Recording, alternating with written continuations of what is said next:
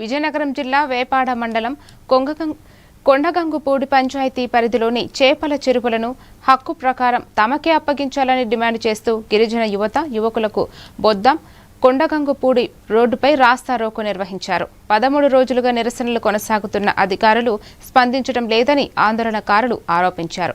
గిరిజనుల జీవనాధారమైన చెరువులను ఇతరులకు కేటాయించడాన్ని నిలిపివేసి వెంటనే తమకు అప్పగించాలని ప్రభుత్వాన్ని డిమాండ్ చేశారు.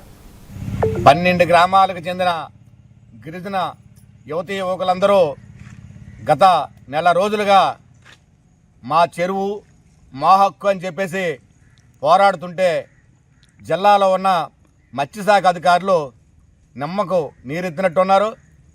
గతంలో ఈ గ్రామం పిఎం జన్మన్ అనే పథకానికి ఎంపికై ఉంది. ఆ నేపథ్యంలో జిల్లాలో ఉన్న మత్స్యశాఖ అధికారులు వచ్చి ఉన్న రెవెన్యూ ఇతర గ్రామాలకి మీరు ఎలా చేపల పెంపకానికి ఇచ్చారని చెప్పేసి మేము డిమాండ్ చేస్తాం.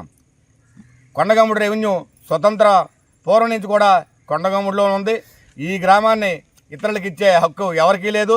తాడో పేడో తేల్చుకోవాలని చెప్పేసి ఇక్కడ గిరిజనులు అందరూ కూర్చొని ఉన్నారు.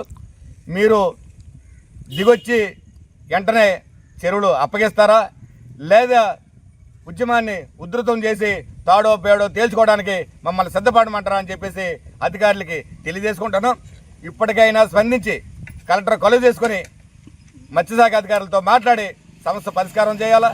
అలాగే ఓట్లు వేసినప్పుడు హింసా నృత్యాల కోసం నవత సభల్లో గిరిజనులు ఉద్ధరిస్తాం, గిరిజనులే మా ఇదే అని చెప్పేసి చెప్తున్న నాయకులు ఇప్పుడు పట్టించుకోకపోవడం తీవ్ర అన్యాయం, సిగ్గుసేటు. తక్షణమే కొలువు చేసుకుని గిరిజనులందరూ